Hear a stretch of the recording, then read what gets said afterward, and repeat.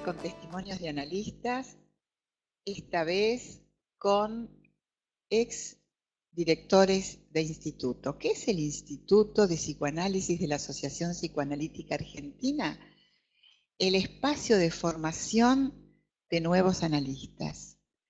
Hoy me acompañan Amalia Sochi, la llamamos Sami, Fernando Weisman y Alberto Cabral. Ellos son los que se encargaron y se encargan de la formación y de analistas y la transmisión del psicoanálisis. Bueno, un gusto que estén aquí y vamos a conversar sobre qué es el psicoanálisis hoy, qué es la formación de analistas. No todos conocen en nuestra sociedad que APA se ocupa de formar analistas. Así que bueno, primero como siempre vamos a hacer una pregunta un poco más personal y después vamos a ir a temas más generales. Ami, hace mucho que estás dirigiendo instituto, has tenido diferentes funciones. ¿Qué te llevó a vos a ocuparte de la formación de analistas? Bueno, en principio siempre me interesó la docencia. Yo Mira. soy maestra, entonces el transmitir conocimiento siempre fue de mi interés. En la facultad también, y finalmente cuando decidí ser psicoanalista, elegí APA, que en ese momento era la única institución en Buenos Aires y en la Argentina, y hice mi formación realmente de una manera muy, muy enriquecedora. Y luego, como continuaba mi interés en la docencia, decidí integrarme a la vida política institucional, que es la manera en la cual uno se integra, digamos, a la posibilidad de participar activamente, más allá de el ofrecer seminarios para transmitir el psicoanálisis. Entonces, en el año 85 y 86, habiendo ganado en esa gestión las elecciones, yo participé como integrante de la Comisión de Enseñanza en lo que en ese momento era la subcomisión de seminarios. Después, en los años 95, 96, 97 y 98, fui secretaria del instituto. En el año 2005, 2006, 2007 y 2008 fui directora del instituto y ahora actualmente, bueno, hace 2 años, 2017, 2018, que soy directora y creo que vamos a continuar en el 2019-2020. O sea que, Fernando, vos estuviste en los periodos en que Ami no estaba. O sea que se intercalaban. Así es, sí. Yo también estuve 4 años como secretario de instituto cuando Mónica Armesto era directora. Y después asumí en los 4 años siguientes la dirección del instituto, ¿no? Pero esto es allá lejos y hace tiempo, ¿no? Porque yo creo que tomé la dirección del instituto por ahí, por el 2001, 2002. Y yo había terminado, imagínate, la formación, empecé en el 70, terminé en el 74, así que mucho tiempo después, pero bueno, tuve la oportunidad inclusive de ser ayudante de Ángel Garma cuando él era profesor de seminarios y yo era el adjunto. Y bueno, me quedó también ese deseo de participar en Bueno, la tocaste formación. un año muy crítico y especial dentro de la historia institucional, que es el año 74, en donde lo que nosotros llamamos la reforma de instituto, en realidad, para los que no conocen qué es la reforma del 74, es en cierto modo la liberación de la currícula que los profesionales, en aquel momento médicos, tenían que atravesar para ser nombrados psicoanalistas. Así que vos sos de la generación de una transformación. Yo soy de la época en que todavía no estaba separada APDEPA de APA, o del 70 al 74. Ahí ya comenzó toda la problemática de la primera, no era la primera decisión, pero una decisión importante. Y bueno, entre el 74 y en el 76 se realizó toda la modificación impulsada por los Baranger y Mom. Y ahí sí se dio un cambio muy importante en la manera de enseñar el psicoanálisis, en los seminarios. Bueno, acá estábamos comentando que Fernando participó de ese movimiento de liberación, podríamos decir, de formación, de educación, de enseñanza, de en aquel momento los médicos que ingresaban a la institución. Y Ami estaba aportando un dato que ya ella ingresó en el año 75 a la institución y ya estaba en plena vigencia la reforma curricular. Esta reforma es histórica e importante y marcó un hito en lo que es no solo la educación, ¿no? de un candidato analista, así lo llamamos, sino en lo que podríamos decir la incorporación del espíritu psicoanalítico que la institución ofrece. Bueno, Fernando, vos querías terminar de decir. No sé, quisiera así decir muchas cosas, no sé, se me ocurre, a medida que vamos hablando por ahí se me ocurren más cosas, pero por ejemplo una de las cosas que quería mencionar es la diferencia que había en la enseñanza del psicoanálisis hasta la modificación de los Baranger y Mom y lo que fue ocurriendo después, que tampoco fue una cosa tan absolutamente tajante, porque no era fácil acomodarse a los cambios. Pues imagínate que los seminarios, hasta el 74, ponele, eran seminarios donde un mismo grupo de candidatos quedaban juntos en el mismo grupo y hacían todos los años, los 4 años aproximadamente, juntos. Es decir, las materias incluso eran anuales. Es decir, era un método bastante Escolar. mucho más escolar, ¿sí? Que después no fue fácil tampoco acostumbrarse al cambio, ¿no? Y por eso cuando Apeva se separó, ellos al principio siguieron con ese sistema, mientras que nosotros tuvimos que ir acomodando las cosas como para que funcionara. Pero fue realmente un cambio sumamente importante, especialmente porque los seminarios no solo eran dictados por profesores que eran analistas titulares reconocidos, didactas, sino porque también comenzaron a ser docentes los miembros adherentes. También trajo un cambio importante. Y las materias ya no eran más anuales, quedaron algunas pocas anuales, sino que eran cuatrimestrales. Y eso permitía que los candidatos pudieran no estar en el mismo grupo los 4 años, lo cual tiene sus ventajas y sus desventajas.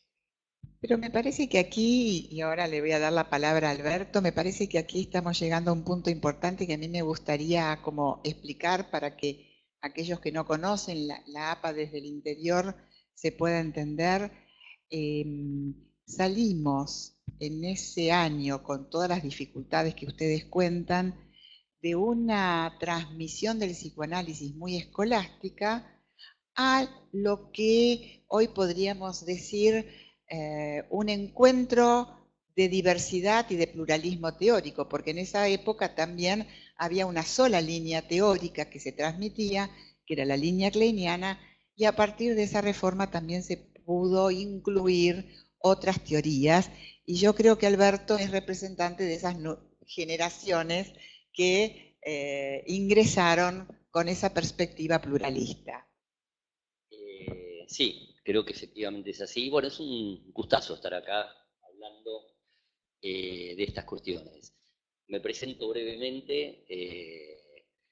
Mi trayectoria en realidad es atípica en relación a la que comentaban Nami y Fernando. Y creo que eso es interesante también, porque tiene que ver con la heterogeneidad que habita la institución. Yo, cuando me ofrecieron la dirección del instituto, no tenía ninguna experiencia de gestión previa. Mi interés, ni bien terminé la formación en el instituto, que la terminé para el 90, 91, tenía mucho que ver, sí, con cuestiones ligadas a la transmisión del psicoanálisis. Empecé a dictar seminarios muy rápidamente, casi ininterrumpidamente. Me encantó siempre la tarea de dictar seminarios y participé mucho en todo el debate científico institucional. Y hasta el 2013 rehuí la posibilidad de participar de actividades de gestión. En el 2013, Leticia Glosser de Fiorini, junto con Jorge Canteros, me ofrecieron la posibilidad de ser director de instituto. Yo había presentado bastantes trabajos y había participado en bastantes discusiones que tenían que ver con el tema de formación, inclusive con AMI en algunos momentos, creo que con Fernando también, y sobre cuestiones ligadas al pluralismo. Y la verdad es que me sedujo la posibilidad de aceptar la dirección del instituto con la vista puesta en promover un debate a fondo, sin tabúes y sin preconceptos, decíamos en ese momento, sobre cada uno de los aspectos que hacen al trípode: el análisis de formación, las supervisiones, los seminarios. La verdad que para mí fue una experiencia en lo personal muy rica, porque yo lo que rescato mucho es el grupo de trabajo que pudimos armar a lo largo de la gestión. Fue una gestión que se extendió durante 4 años. Cuando la integramos, la composición fue pluralista desde el vamos. Había colegas que tenían una formación muy fuertemente peñana, Ricky Spector, colegas que tenían una formación fuertemente freudiana, griniana, como Perla Werner, Perla Frenkel, etc.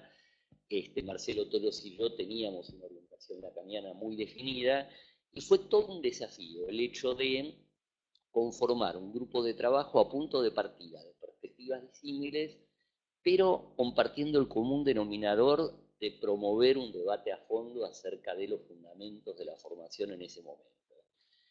Y fue muy lindo el proceso por el cual, después de 1 año y medio de gestión y de discusiones, debates encendidos inclusive, llegamos a acordar una propuesta mínima de modificaciones que empezamos a someter a distintas instancias institucionales. Hubo claustros diversos, jornadas inclusive, en las que tuvimos la satisfacción de interesar en cuestiones que habitualmente interesan a un sector restringido de la institución, y sin embargo, yo recuerdo las jornadas esas, tuvieron una presencia de más de 100 colegas, debates ardorosos, encendidos, inclusive recuerdo una carta anónima que se presentó, ustedes van a recordar, pidiendo por favor que se suspendiera el proceso de debate abierto, digo, para poner sobre la mesa las pasiones enardecidas que esta situación generó.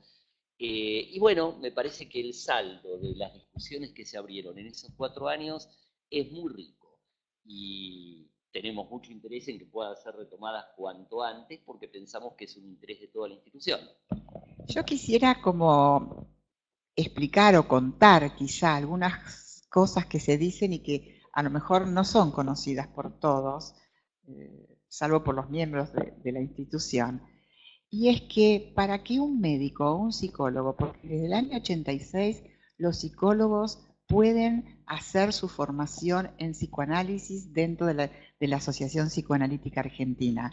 Este también fue un hito que cambió muchísimo la concepción en la transmisión del psicoanálisis. Por lo tanto, lo que se llama el trípode de la formación significa lo siguiente: un médico o un psicólogo, que son los profesionales habilitados para el ejercicio profesional de las psicoterapias, pueden formarse en psicoanálisis realizando dentro del instituto seminarios teóricos, su propio análisis y supervisiones de sus casos. A eso llamamos el trípode de la formación. Dicho esto, para que se entienda un poquito más, me parece que lo que vos traías, Alberto, tiene que ver con qué significa por un lado el pluralismo, o sea, debates ampliados, pasiones, qué es lo mejor. Cada uno tiene una concepción de qué es lo mejor para formar un analista. Y entonces, ¿cómo es tu concepción de cómo formar a un analista, Ami? Antes de contestar directamente a tu pregunta, quiero decir que justamente como yo mencioné, yo estaba formando parte de la comisión de enseñanza cuando, por votación en asamblea, aquí en APA, se aceptó el ingreso de los psicólogos. Y que, como vos bien decís, fue una cosa extraordinaria, porque hasta ese momento los psicólogos, si querían ejercer el psicoanálisis, lo hacían como, digamos, dependiendo, tenían que estar avalados por un médico. Entonces, creo que eso fue extraordinario, la posibilidad del ingreso de los psicólogos. Tanto es así que en ese momento, y esto un poco para información del público, cuando un postulante quiere entrar en el instituto, tiene que hacer entrevistas de admisión. En ese momento, en el año 85-86, el director del instituto era Augusto Piccolo. Y en la comisión de enseñanza, bueno, éramos como son ahora 10 integrantes. Bueno, hacíamos entrevistas a la mañana, al mediodía y a la noche. Eran, yo diría, no recuerdo el número, pero 200, 250 personas, colegas que querían ingresar. Fue un trabajo enorme y que dio unos frutos fantásticos. Me adhiero totalmente a lo que dice Alberto, creo que en la formación de un analista hubo un cambio muy grande y ahí es donde podría empezar a responder a tu pregunta. Porque yo ingresé a hacer los seminarios en el 75, es decir, justamente con el nuevo plan, pero como bien dice Fernando, quedaban resabios de lo anterior. Tanto es así que si bien podíamos elegir libremente los seminarios, nos agrupábamos y hacíamos varios seminarios el mismo grupete de colegas. Nos costaba mucho separarnos y diversificarnos. Con el correr del tiempo esto fue cambiando. Por eso, transcurrido 10 años, en el 85, 86 y con el ingreso numerosísimo de otros colegas, esto ya se fue diversificando. Y ahí creo que de verdad se pudo poner en práctica la libertad curricular y la libertad de cátedra. Y como dice Alberto, creo que el libre debate y la posibilidad de la existencia de los claustros es lo que nos da justamente esta posibilidad de manifestar nuestras ideas, que no siempre son coincidentes, pero que todas son a favor del pluralismo. Entonces, en ese sentido, creo que mi idea de la transmisión del psicoanálisis, no me gusta la palabra educación, porque no tiene nada que ver con la transmisión del psicoanálisis, justamente creo que se basa en esta diversidad de ideas, no solo de la teoría, sino del posicionamiento frente a cómo tiene que pensar el psicoanálisis un psicoanalista. Y hay muchas formas de pensar el psicoanálisis. Me resuena lo que decís, en que a partir de la inclusión de los psicólogos que tuvieron que compartir y convivir con los médicos, se empezó a gestar este ideal que hoy seguimos sosteniendo de la interdisciplina, porque medicina y psicología eran ya el primer paso de una concepción interdisciplinaria y médicos y psicólogos tenían que ponerse de acuerdo en los seminarios y además poder manifestar cuáles eran sus concepciones previas. ¿Cómo lo viviste? Sí, es muy cierto. Y estaba pensando cuántos cambios casi revolucionarios tuvo el psicoanálisis desde su nacimiento, porque, como decían antes, la formación mía era de una época quizás más escolástica y donde había únicamente médicos. Pero venía de otra revolución, porque antes se consideraba que únicamente podían hacer psicoterapia los psiquiatras. Entonces ya hubo un primer cambio a los médicos. Otros cambios muy importantes a los psicólogos. El ingreso de los psicólogos fue, para los que ya estábamos, quedábamos anonadados, y simplemente porque te imaginas la cantidad de psicólogas que entraron. De tal manera... Yo entré en el año 86 como doctora en psicología, pero tenía que volver a hacer toda la formación, Claro. ¿no? Nuevamente, a pesar de venir de la academia y del psicoanálisis, había que comenzar nuevamente Me la acuerdo formación. que fue García Badaraco, en la época de la presidencia de él, que bueno, se dio esta posibilidad donde se estudió y se hicieron elecciones. Y yo siempre recuerdo las discusiones muy acaloradas, porque la propuesta incluso era de máxima. No solo psicólogos, otros también, ¿no? Filósofos, psicopedagogos, asistentes sociales. Y me acuerdo en una asamblea en la que se aprobó esto. Pero después resulta que cuando llevaron la asamblea, el texto de la asamblea a la inspección de personalidad jurídica, no lo aprobó, porque no era permitido. Entonces tuvimos que traerlo de vuelta a hacer una asamblea para que entren los psicólogos, y nada más. Y eso al principio dolió bastante para los que pensábamos que era bueno que se ampliara, porque en muchos lugares del mundo donde se estudia psicoanálisis, se forman psicoanalistas, existe la posibilidad de que ingresen otros profesionales. Esas eran, Betty Garban, Bader Banché, eran como las excepciones aceptadas, pero aceptadas porque eran pareja de personas. Elena Evelson no, es cierto. Elena Evelson no, es cierto.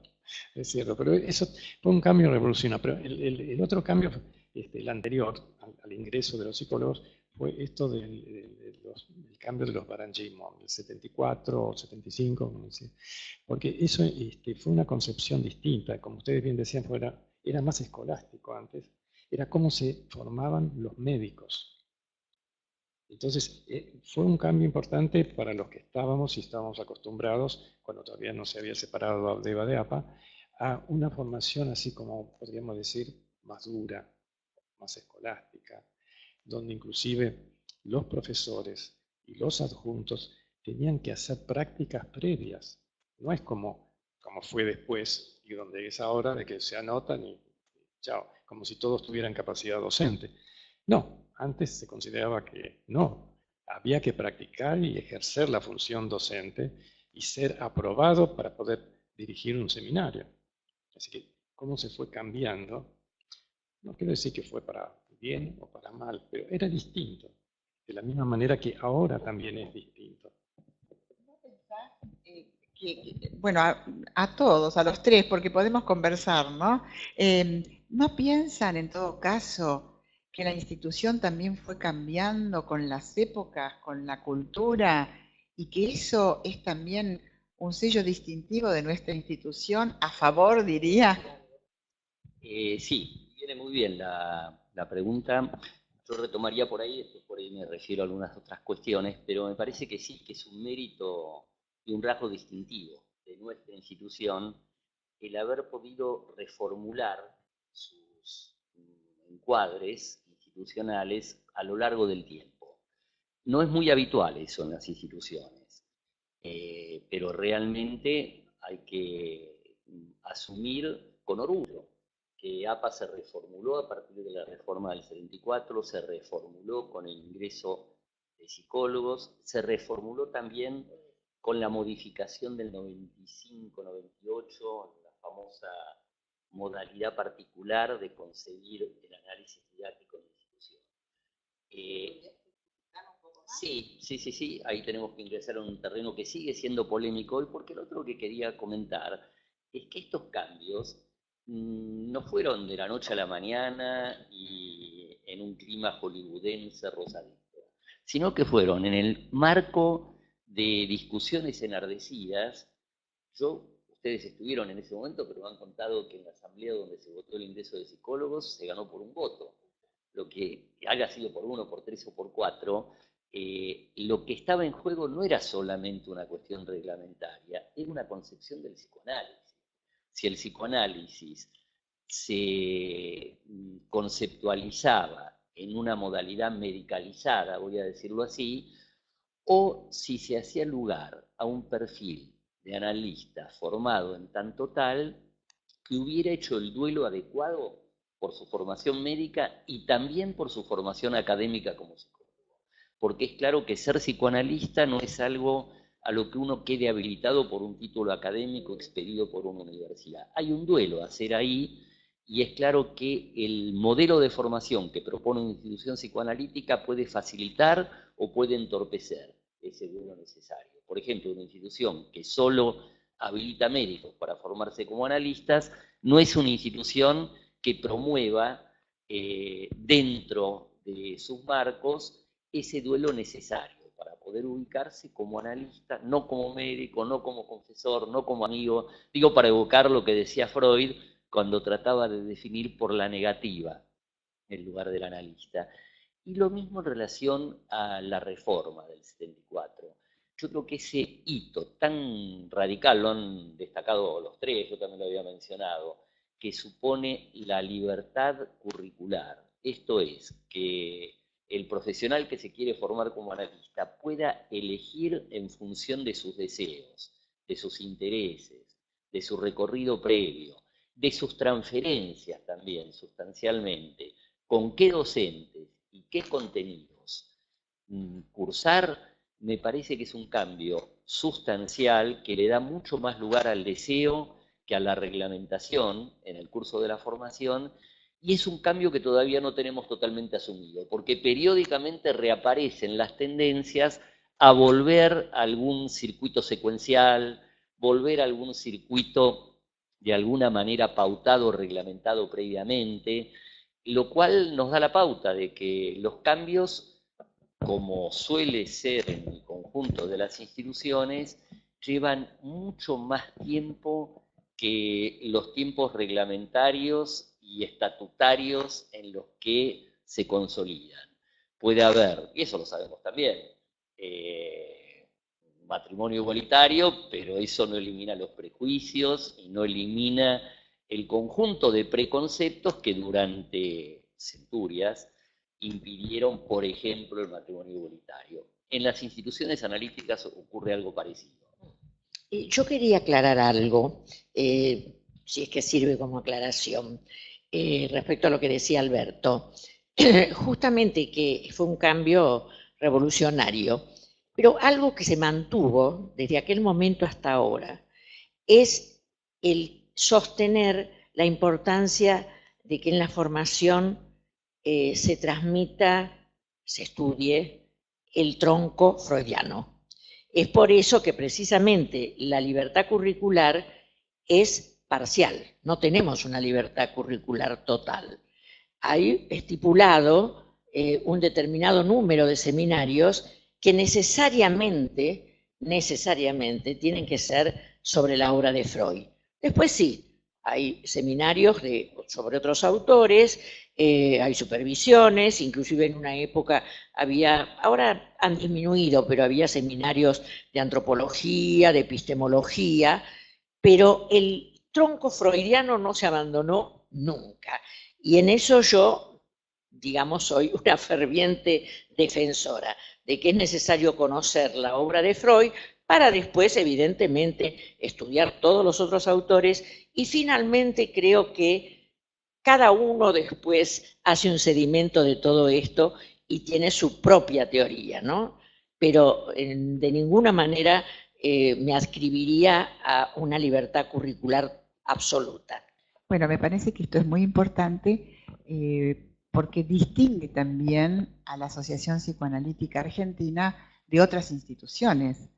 El tronco freudiano para nosotros es importante, por lo que decía Ami, y me gustaría agregar también a lo que decía Alberto, para no volver a la univocidad, porque lo que nosotros estamos promoviendo es la multivocidad teórica, clínica, de alguna manera adecuada a los nuevos tiempos, pero también conservando ese, podríamos decir, espíritu y el método fundamentalmente centrado en el concepto de inconsciente y de sujeto.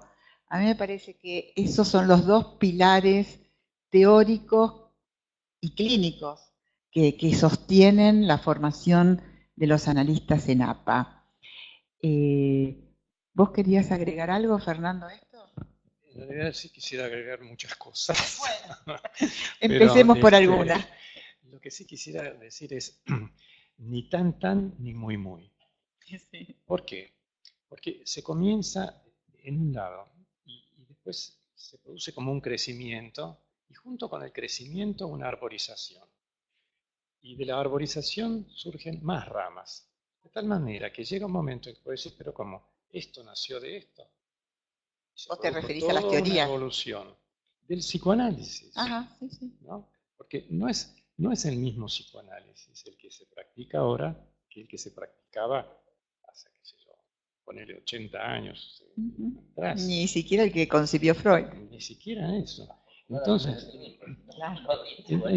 Entonces por eso después hay inevitablemente ciertos roces, ciertas fricciones entre los que serían más defensores de un lado y los que son defensores del otro lado.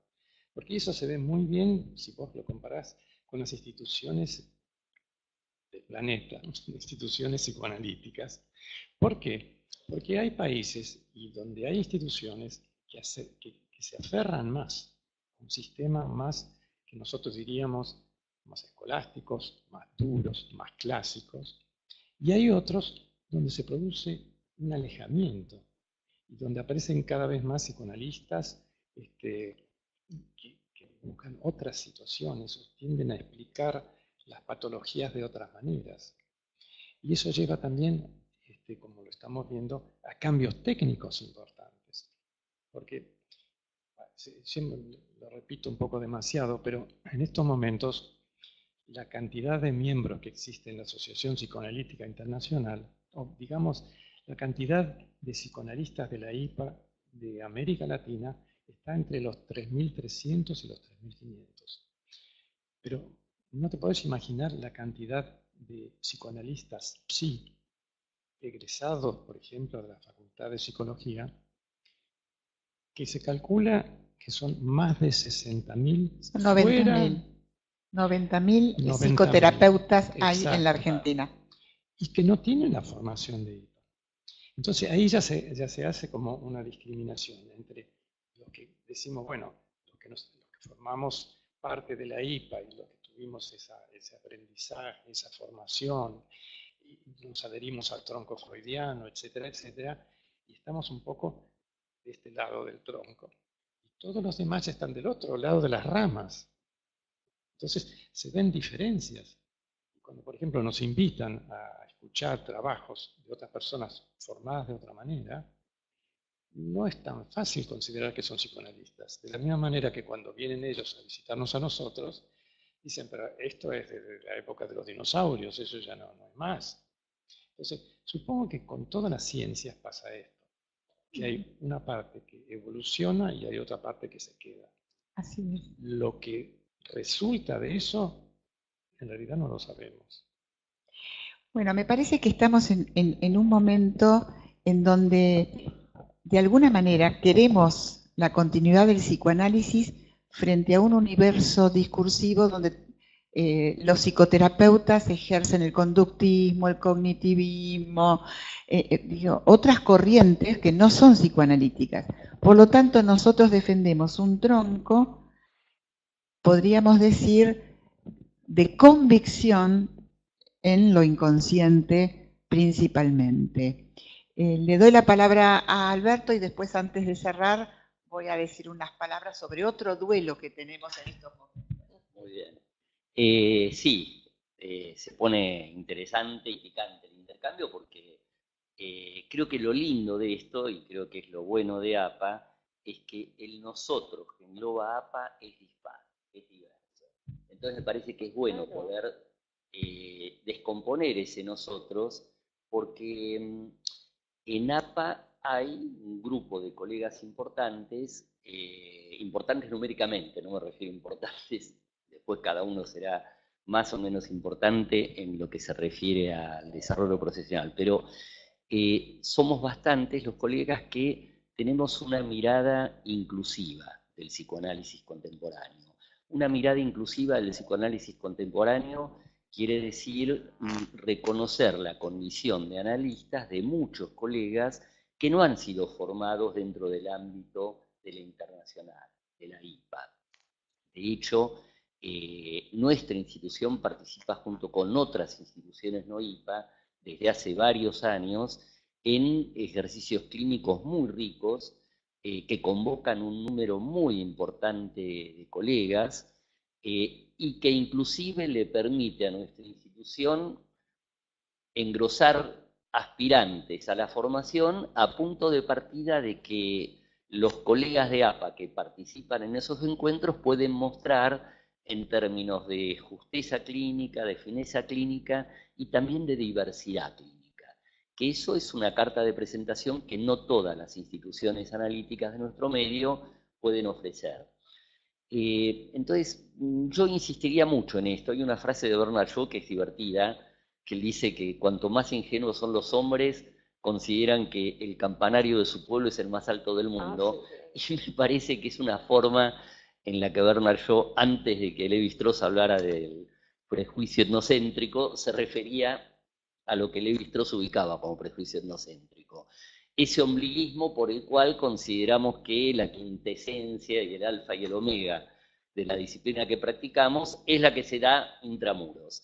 Bueno, me parece que tenemos que la situación, justamente como decía hace un ratito Mirta, de competencia desleal de otras prácticas psicoterapéuticas con el psicoanálisis, digo competencia desleal porque cada vez más cuentan con el favor inclusive económico, que es muy determinante, con el que no cuenta la práctica analítica, me parece que ese horizonte nos conmina, diría yo, a ser más abiertos a la hora de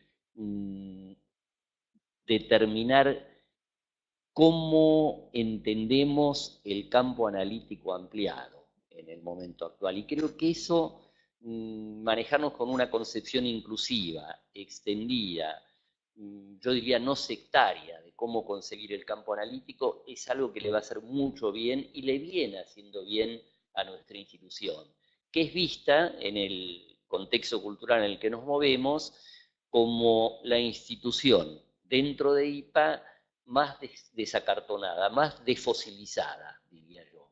Y es por eso seguramente que mantenemos niveles de recepción de colegas aspirantes a la formación muy superiores a las de otras instituciones dependientes de IPA, ligadas a IPA, componentes de IPA, que se mueven en nuestro medio, pero que tienen un crecimiento mucho más restringido. Yo quería, perdóname, agregar que a esto que vos decías me adhiero absolutamente, pero creo que justamente la apertura de APA y lo bueno de nuestra institución es que justamente esta apertura a la que vos aludís ha incluido también a las neurociencias. En ese pluralismo que tenemos, tanto la filosofía como las neurociencias tienen cabida. Entonces creo que eso amplía precisamente la posibilidad de un pensamiento psicoanalítico amplio, diversificado y profundo. Bueno, yo les agradezco y me gustaría, antes de que cerrar esta mesa, la verdad fue un diálogo muy interesante, contar que nosotros pertenecemos a una institución que en estos momentos está en permanente contacto con el contexto psicoanalítico y el contexto cultural. Es por eso que alentamos a incluirse dentro de nuestra institución.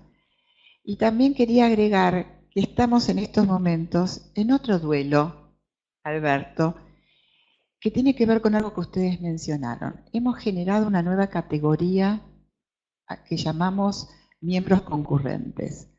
No hacen la formación en APA porque no tienen título habilitante por el Ministerio de Salud, pero siendo pedagogos, antropólogos, filósofos, pueden participar de una serie de actividades dentro de nuestra institución. Y esto es una nueva reforma, porque nosotros vamos a tener que abrir nuestras mentes a incluirnos con esos otros discursos y de alguna manera volver a reflotar esta idea de diálogo ampliado e interdisciplinario. Muchas gracias y bueno, hasta la próxima.